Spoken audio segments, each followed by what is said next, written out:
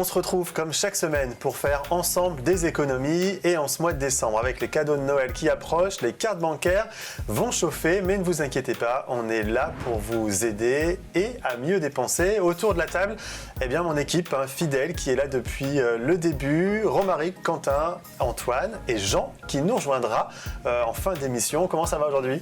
Très bien, et toi ? Ça va, les cadeaux de Noël sont prêts ? Quasiment, le Père Noël est bien au courant, ouais. Ok, et chez vous ça va ? Léger retard de mon côté. Ah, Non, mais il est encore temps hein ? C'est pas mon genre de les faire le 21, Noam. Ah, est-ce que... Tu te doutes bien. Ah oui, bah oui, toi t'es prévoyant. Tu veux un papier pour faire ta lettre au Père Noël ? Non, On verra ça elle est faite, mais bon, je l'ai pas postée. Ah oui, bon, ça va, s'il n'y a plus que ça à faire. Au programme aujourd'hui, on dépense en moyenne 125 € pour une couette. Trop cher ou pas ? Eh bien, Romaric, tu nous répondras à ça dans un instant. Tout à fait. Voilà. Quant à toi, Quentin, eh ben, tu vas nous mettre en garde contre les cadeaux gadgets qu'on trouve sur TikTok, Et c'est oui, ça ? attention à ne pas dépenser son argent dans des conneries, si on peut le dire à l'antenne, je sais pas. Mais bien sûr qu'on peut le dire, Ouais. évidemment. Entre nous, on Eh dit ben, on en parle dans un instant. Et puis, faut-il investir dans les énergies renouvelables ? C'est la question que s'est posée Antoine. Aujourd'hui, oui, non, tu nous le dis pas. Oui, Tu non, nous diras non, dans un oui, instant. non, peut-être. Dans cette émission également, une arnaque, celle aux faux soldats. Et ouais, c'est possible. Thomas nous donnera quelques explications dans une dizaine de minutes. Sans oublier en fin d'émission nos copains, les milliardaires. Et le premier d'entre eux, Jean, qui nous rejoindra tout à l'heure. Bienvenue dans Plein les Poches. Et notre journaliste Jean-Loup Delmas s'est attaqué à un terme que beaucoup d'entre nous croisent sur leur fiche de paie, mais que peu comprennent vraiment. Il s'agit du super brut. Alors, de quoi s'agit-il ? Pourquoi ce montant est-il plus élevé que votre salaire brut ? Et pourquoi il n'arrive jamais sur votre compte entre cotisations, charges et le coût réel du travail ? Jean-Loup Delmas décortique ce que représente réellement votre rémunération. Voici le super brut dans Eco et Nulos. Salut les nulos, aujourd'hui nous allons prélever, verser et pleurer avec des pâtes pour comprendre la différence entre super brut, brut et net. Allez, c'est parti. Prenons ce plat de pâtes qui pèse 500 grammes et représente 4350 €. Ça, c'est ce que ton patron te donne. Et devine combien, toi, il te reste à la fin. Ces 4350 € représentent ton salaire super brut. Pour passer au salaire brut, on va retirer les charges patronales. Et il y en a beaucoup. Vraiment beaucoup.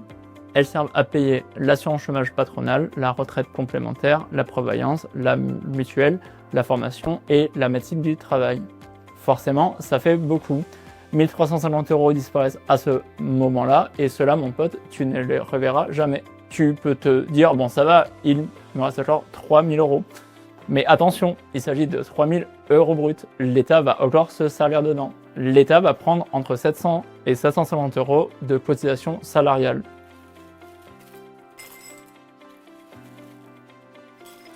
C'est moins que pour le super brut, mais ça fait quand même une sacrée différence à la fin. Elles servent notamment à payer les retraites, l'assurance maladie encore une fois, et la CSG. Du coup, pour toi, il ne reste dans ce plat de pâtes seulement 200 grammes, soit 2300 €. Reprenons, ton patron a donc payé 4300 € pour seulement 2300 pour toi. Cela représente presque la moitié du paquet, 47% pour être précis, qui est parti dans les différentes charges. C'est pour ça qu'il est si difficile d'être augmenté en France.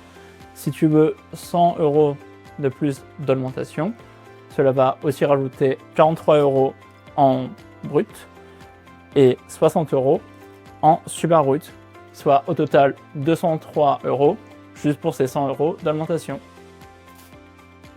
Il n'y a pas de quoi casser 4 pattes à un canard. C'est le théâtre des rêves, celui où on lit, où on ronfle, où on fait des galipettes, l'accessoire qui nous permet de passer les nuits glaciales de l'hiver au chaud. Romaric nous parle aujourd'hui du juste prix de la couette. J'ai eu du mal, Romaric, aujourd'hui avec ce lancement. T'es pas réveillé peut-être ? Non, je suis pas réveillé. Je suis Je suis encore encore Rester dans la couette, voilà, exactement. Alors, tu fais bien de parler du froid justement parce que la couette, elle nous vient des Scandinaves. Ok. Qui l'ont importé en France en 1920 à peu près, mais à vrai dire, on a commencé vraiment à l'utiliser que dans les années 80. À la base, j'ai trouvé un article du Monde de 1977 qui parle de fantaisie originale pour parler de la couette. D'accord, ok. Donc, Alors, on mettait quoi avant alors? Et alors avant, ici, on mettait des couvertures qui étaient souvent soit en lin, soit en coton. Le coton, ça arrivait plus tard, et souvent avec un édredon ou une couverture en laine par-dessus. Ah, l'édredon, mais oui. Alors, j'ai pas d'image des premières couettes qui sont arrivées, mais pour se faire une idée, c'est assez facile. On parle de draps en lin qui étaient garnis tout simplement de plumes et de duvet.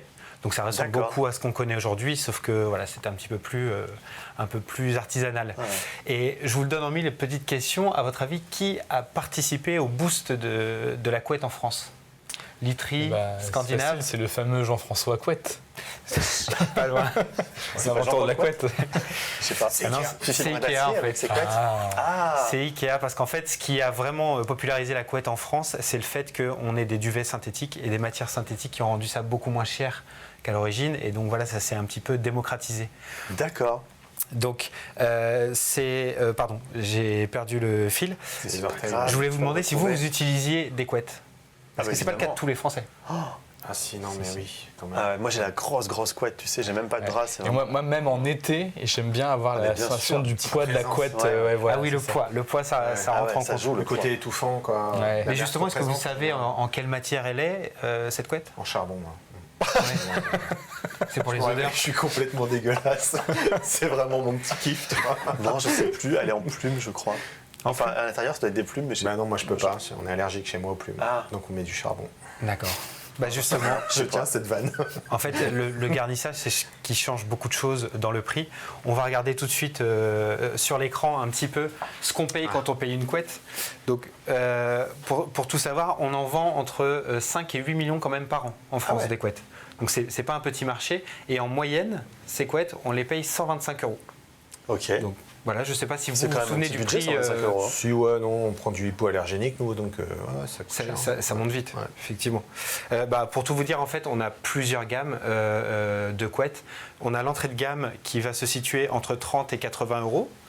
On a le milieu de gamme qui est entre 80 et 200 €. Et on a le haut de gamme Noam. qui va être entre 200 et 500 Moi, €. je suis pas dans le haut de gamme. Ce qui est le prix d'un petit véhicule tout terrain. Non, mais alors, je pense qu'on en vend plus que ce qu'on pense du haut de gamme, parce que le marché de la couette a explosé ces dernières années. Je vous le donne en mille parce qu'il y a eu le Covid. Et avec le Covid, on s'est rendu compte, on a commencé à faire plus attention à son intérieur. La deuxième, c'est une des maladies du 21e siècle, c'est le manque de sommeil. Donc les gens en prennent conscience et donc essayent d'améliorer leurs conditions de sommeil avec une couette peut-être de meilleure qualité. Et la troisième, tu en parlais justement, c'est l'explosion des allergies. Ah. Et donc avec les allergies, on change plus souvent de couette et on fait plus attention à la couette qu'on achète. Véritable. Donc parfois on met un peu plus le prix pour que ce soit des produits hypoallergéniques, voire analergéniques, si je le prononce bien. Alors, qu'est-ce qu'on paye dans ces 125 € de moyenne? C'est l'exemple qu'on prend. On le regarde tout de suite. Je vous montre comme toujours les magnifiques présentations que nous prépare l'équipe. Donc, on a deux types en fait alors, on a plus de types, mais globalement, on a deux types de couettes. C'est les couettes synthétiques et les couettes plumes et duvet. Je dis qu'il y en a plusieurs parce qu'en fait, on a des couettes seulement en plumes, des couettes seulement en duvet, certaines qui mixent, et on a même des couettes en soie. C'est souvent celles qu'on voit justement dans les 200 à 500 Ah bah oui, c'est les plus euros. chers. Alors, la couette synthétique, le premier poste de coût pour une couette, ce sont les matières premières. On voit que pour une couette synthétique, c'est seulement 15%, parce que c'est souvent du polyester ou des matières issues du pétrole comme ça, donc qui coûtent moins cher, alors que pour la couette en plume et duvet, c'est 27%. C'est ce qui fait une grosse différence dans notre prix d'achat. Après ça, les autres coûts, en fait, on les retrouve ici. C'est la fabrication.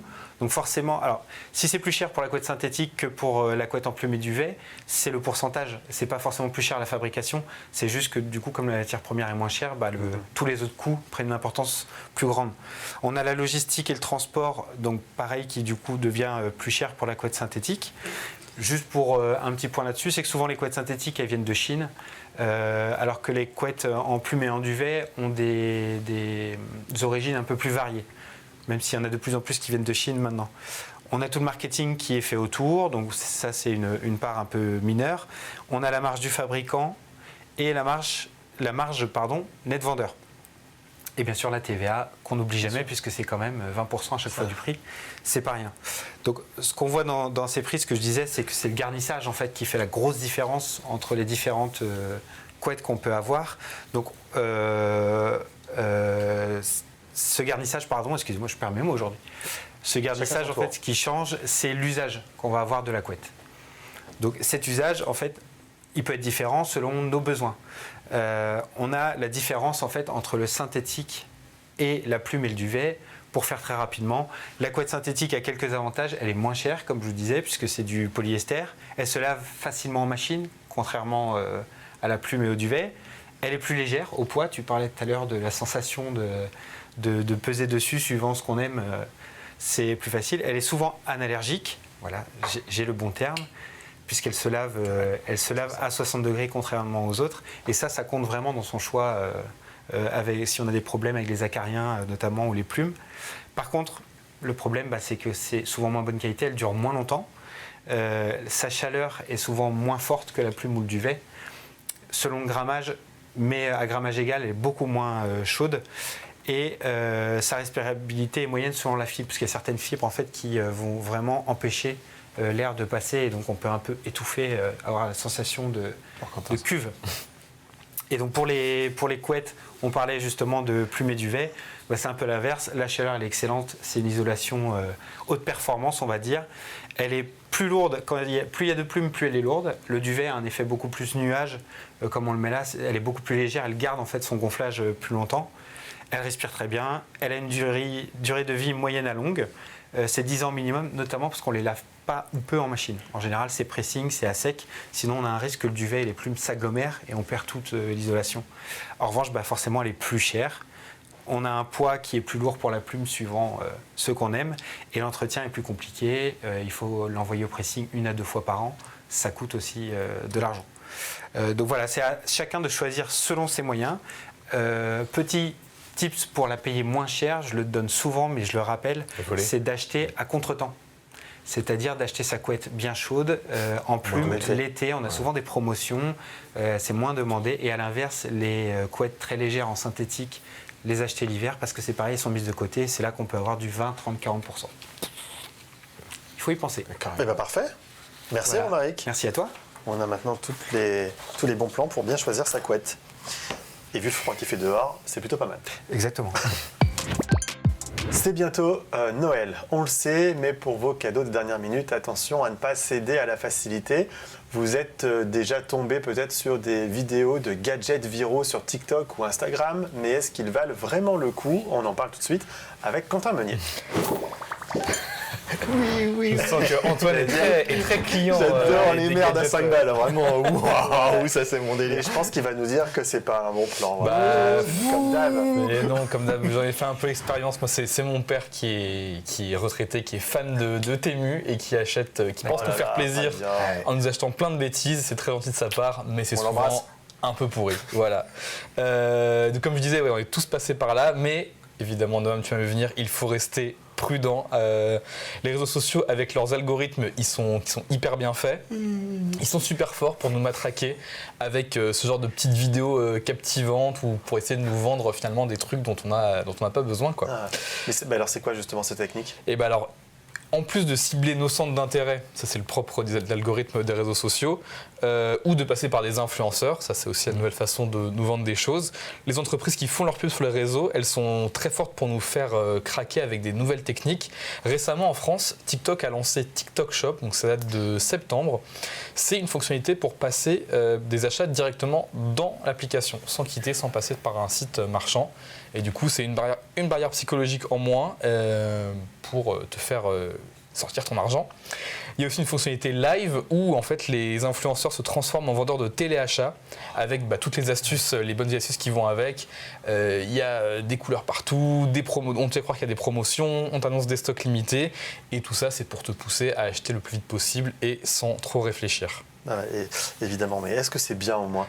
Franchement non, comme je disais, c'est pas ouf. Tous ces gadgets ne sont pas forcément à la hauteur des promesses. Il y a plein de tests qui montrent que certains produits viraux sont peu fiables, pas conformes aux photos, voire dangereux. UFC Que Choisir a sorti une étude sur Shein et Temu, dont on parle beaucoup en ce moment, qui vendent aussi ce genre de gadgets. Et le constat est assez édifiant. On parle de 96% de jouets vendus sur Temu qui ne sont pas conformes aux normes de l'Union européenne, par exemple. Oh waouh, ouais, ça calme, là, ça jette un petit froid. Ouais, Faut voir les normes. Hein. Non, on remet pas les Si normes. Est-ce qu'on a besoin de normes? Est-ce qu'on a besoin d'un jouet qui ne prend pas feu? Oui, finalement? oh là là, en le frottant, c'est bon, ils ont qu'à pas frotter les jouets aussi là. Mais alors la question c'est comment on fait pour pas tomber dans le piège quand Et alors, on fait des recherches, on lit les avis, on fait attention aux tests indépendants plutôt que de se fier à la première vidéo virale qui passe avant d'acheter. On vérifie le vendeur aussi. Il faut privilégier des marchands reconnus ou des plateformes avec des retours ou des garanties. Plutôt que, voilà, enfin aussi sur les plateformes comme TikTok Shop, essayer de regarder un peu quel type d'influenceur le vend, où est-ce qu'il se situe, quel type d'agrément il peut avoir. Ne pas céder au FOMO, la fear of missing out, la peur de manquer un truc. Si le produit est trop viral et trop beau pour être vrai, peut-être qu'il faut savoir redescendre un peu en pression et penser à autre chose. Ou sinon, c'est juste pour un petit cadeau de Noël, pour un petit Père Noël secret du boulot ou de la famille. Tu peux aussi penser à acheter local en achetant un petit jouet au magasin du coin, un livre en librairie. Tu fais un petit geste pour les commerçants de quartier et en plus, tu auras une meilleure empreinte carbone, tout ce qu'on aime, même si c'est une babiole. C'est l'intention qui compte. Et c'est bien ça qu'il faut garder, privilégier le commerce de proximité. Merci Quentin. C'est une arnaque qui ne cesse de gagner du terrain, celle des faux soldats. Des individus, souvent appelés brouteurs, usurpent l'identité de militaires pour gagner la confiance de leurs victimes avant de leur soutirer de l'argent, évidemment. Photos volées, histoires émouvantes, demandes d'aide prétendument urgentes. Leurs méthodes sont bien rodées. Alors, comment repérer ces imposteurs et comment éviter de tomber dans le piège? Élément de réponse avec Thomas Michobielic. Depuis le début de la guerre en Ukraine, une arnaque explose sur les réseaux sociaux. On l'appelle l'arnaque aux faux soldats. Ces escrocs créent des profils ultra crédibles avec des photos en uniforme, des vidéos de terrain et vous approchent sur Instagram ou encore Facebook. Puis, ils vous invitent à discuter sur des messageries cryptées comme Telegram. Ils vous parlent tous les jours, racontent leur quotidien au front, leurs peurs, leurs blessures. Ils créent un lien émotionnel très fort, parfois même une relation amoureuse. Mais tout est faux. Nos confrères du Parisien ont recueilli le témoignage d'une victime. Caroline, 44 ans. Elle pensait parler chaque jour à un sergent ukrainien. Puis viennent les demandes d'argent, toujours urgentes. 200 € pour manger, 500 € pour un gilet pare-balles, 2500 € pour une opération et même 460 € pour leur mariage à distance. Elle lui enverra au total 15 500 €. Après pratiquement 2 ans de discussion, elle découvre la vérité. Le soldat n'était qu'un brouteur qui utilisait de vraies images de militaires, parfois même tombés au combat. L'escroc utilisait l'intelligence artificielle pendant les appels vidéo avec le visage de la personne dont l'identité a été usurpée. En France, l'Office anti-cybercriminalité reçoit 3000 plaintes par an pour des arnaques sentimentales. Et l'arnaque aux faux soldats est devenue l'une des plus fréquentes. Alors, comment se protéger? D'abord, n'envoyez jamais d'argent à quelqu'un que vous n'avez jamais rencontré. Méfiez-vous des urgences, des drames et des pressions. Faites une recherche inversée sur les photos et parlez-en autour de vous, car ces escrocs profitent souvent de la détresse et de l'isolement de leurs victimes. Dans un contexte où les prix de l'énergie ne cessent de fluctuer, beaucoup se demandent si miser sur les énergies renouvelables est vraiment un bon investissement. Panneaux solaires, éoliennes domestiques, autoconsommation, entre promesses d'économie et coûts d'installation parfois élevés, difficile de s'y retrouver, mais Antoine Boitel est là pour nous éclairer. Évidemment, tu t'es éclairé avec un panneau solaire. Pas mal, hein? T'as sorti toutes tes vannes de Noël, ouais, ça y est, t'as plus le droit j'en ai plus maintenant. aucune, là. Alors aujourd'hui, je te parle des énergies renouvelables et comment on investit dedans. Investir dans l'environnement, en fait, c'est un peu comme quand on investissait dans des crowdfunding pour financer les artistes qu'on aimait bien en autofinancement. Il y avait eu Stupéflip qui avait cartonné en 2017. Avant ça, il y avait eu Grégoire en 2008 qui, lui, redistribuait même de l'argent aux gens qui avaient investi sur son album. C'est un petit peu différent. Et puis, il y avait les Fatal Picard également qui avaient fait un crowdfunding qui avait bien marché. Mais là, à la place, on va soutenir les énergies renouvelables et en retour, intéressant, comme pour Grégoire, on va percevoir 5 à 7% de ce qu'on a misé sur une période de 3 à 5 ans. Pour ce qui est de la mise de départ, c'est à partir de 100 €, donc c'est plutôt pas trop mal, auprès des ETF, donc c'est relativement modeste. Voilà. Ok, mais ça veut dire quoi ETF? Si tu sais pas, c'est pas la peine de regarder. Alors, t'es là pour nous apprendre. Les ETF, c'est les Exchange Traded Funds. Donc, en français, ça donne les fonds indiciels cotés en bourse. Voilà, moi je lis aussi ce que j'ai écrit, donc tu vois, je le sais par cœur. Bravo. En gros, ça va te permettre, Noam, d'investir à moindre coût dans des marchés entiers avec un seul titre. Donc, grâce à cet ETF que vous aurez déniché en ligne, je souligne au passage qu'il en existe qui sont spécialisés sur l'environnement, vous allez investir le montant qui vous convient dans le projet qui vous plaît. Donc c'est du 100% solide, on peut y aller. Tout à fait, là j'ai un petit, je vais pas te cacher, j'ai un petit retour sur investissement après l'émission. Donc, ok, d'accord. Tu peux y aller à fond la caisse, mettez 10 000 balles. Évidemment, ne croyez pas tout ce qu'il vous dit. En gros, disons que presque. Voilà. L'idée, ça va être de diversifier en fait notre patrimoine en investissant dans plusieurs projets à la fois. On peut mettre un peu d'argent sur un projet de parc de recharge de voitures électriques, par exemple. C'est pas du tout ce qu'on voit à l'image, mais on va en mettre à la place. Et un petit peu dans l'hydrogène. Puis on peut aussi en mettre dans un fonds spécialisé dans les infrastructures vertes. Au passage, on n'oublie pas la petite cerise on the gâteau, c'est-à-dire les avantages fiscaux sous certaines conditions. C'est avec un astérisque. Mais alors, les risques, c'est quoi d'investir la perte des cheveux, la perte des dents. Le petit hic, mais non des moindres, c'est que pour tous les investissements de ce genre, il faut quand même bien regarder les petites lignes, les astérisques, voilà, les addendums, les addendas au pluriel.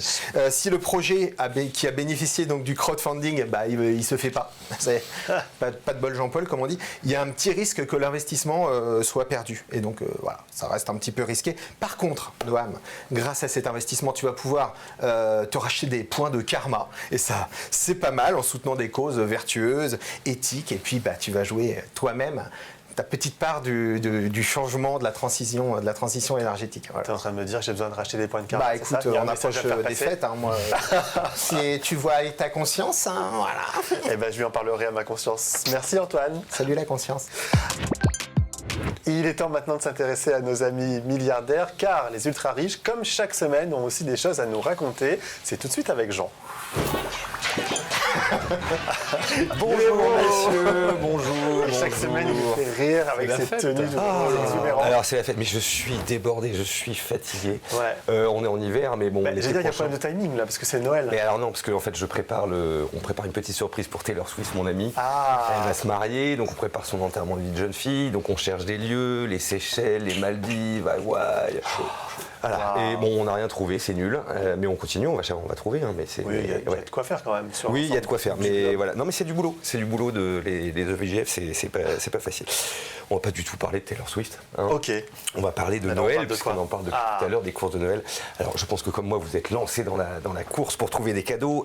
Et il y a évidemment une idée qui est super tendance ces dernières années, c'est les jeux de société. Évidemment. Alors, dans les jeux de société, il y a notamment le Skyjo qui a fait un carton ces dernières années. Que j'adore. Voici. On va pas parler du Skyjo. Ok. Voilà, c'est un mot qu'on moi, mais non. Voilà, on ne va pas parler non plus des échecs qui font un retour tonitruant ou des cartes Pokémon. Non, on va parler d'un hyper classique, mais très très très classique. Est-ce que vous avez une idée de ce dont on va parler? Le Monopoly. Alors c'est pas le Monopoly, mais Saut à la corde. Saut à la corde, pas du tout. Le Cluedo, tout à fait. Ah. Bravo Noam, exactement.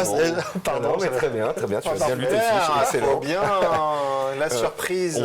On améliorera l'effet de surprise la prochaine fois. Eh bien oui, on va parler du Cluedo, mais alors pas n'importe lequel des Cluedo, c'est celui du Bristol, voilà, qui a été fait donc en partenariat avec Hasbro, et c'est pour fêter les 100 ans du Palace parisien. Alors moi j'ai entendu Cluedo, Bristol, je me suis mis à rêver. Va-t-on devoir élucider un beau crime dans les couloirs feutrés de l'établissement? Est-ce qu'il va falloir trouver le tueur de la baronne von Schnappel qui baigne dans une mare de sang dans sa baignoire et son bain moussant? Va-t-on ourdir un complot satanique qui prend ses racines dans le bureau de la direction? Oui. Et Et ben non, cette enquête, elle va être encore plus intense. Figurez-vous qu'on va devoir retrouver la trace de Socrate, le chat de l'hôtel. Aïe, aïe, aïe, ouais. Il a disparu, le petit matou, et vous allez devoir sauver le monde et mettre la patte dessus. Vos investigations vont vous mener dans des endroits sordides. Le Café Antonia, la Suite Paris, les cuisines de l'Épicure, donc c'est un resto gastronomique. Voilà, c'est les lieux les plus emblématiques du Bristol. Pas de Satan. Vous allez aussi devoir retrouver l'arme du crime. Est-ce une petite souris mécanique ou une pelote de laine? Voilà, vous l'avez compris, on va devoir affronter les tréfonds de l'âme humaine. Le chat est mort, par contre. Pour, j'espère pas. Aux dernières nouvelles sur Instagram, il était encore là. Pour débusquer notre ami Socrate. Voilà, on frissonne d'avance de cette enquête. Et donc c'est un Cluedo classique? Alors non, pas du tout. Non, c'est pas du tout classique. Les illustrations sont faites sur mesure. Les cartes sont imprimées sur du papier coton. Les dés sont en bois sculpté. Les pions sont en métal brossé. Voilà, c'est un chef-d'œuvre que vous allez pouvoir offrir à vos amis milliardaires. Allez-y, il est dispo à la boutique du Bristol. Vous pouvez en profiter pour prendre un petit drink. Mettez-le sur mon compte, ça me fera plaisir. Dépêchez-vous par contre, vite, parce qu'il n'y a que 1000 exemplaires numérotés. Ils sont à 120 €. Donc c'est 6 fois le prix d'un Cluedo classique. Ça veut dire que le prix d'un Cluedo classique est de 20 €. Voilà, super, très fort en maths. Et pour ce prix-là, vous allez peut-être gagner vos galons pour aller à la brigade criminelle ou à la SPA, c'est au choix. Pour finir, sachez que c'est une première dans l'histoire du Cluedo. Il n'y avait jamais eu de featuring entre le Cluedo et un palace. Par contre, les collabs entre les jeux de société et le luxe, on connaît. Ouais. Il y avait notamment la marque Rolls-Royce qui avait fait un échiquier de luxe. Et on en avait parlé dans une chronique absolument géniale. C'était sur le plateau de la mienne, je crois. Exactement. Et voilà. Et qu'on peut retrouver en replay sur notre site internet. Voilà. T'as vu comment j'ai glissé? Super. Bon, merci beaucoup, Jean, pour ces idées de cadeaux. Moi, je garde celui-là parce que je l'aime beaucoup. Hein, et puis je te le rendrai plus tard. C'est la fin de cette émission. Vous pouvez retrouver l'intégralité de nos contenus, on vient de le dire, sur 20minutes.fr et sur nos réseaux sociaux. Merci de nous suivre chaque semaine. On se retrouve la semaine prochaine à la même heure. Et d'ici là, portez-vous bien. Ils ont appris leur leçon.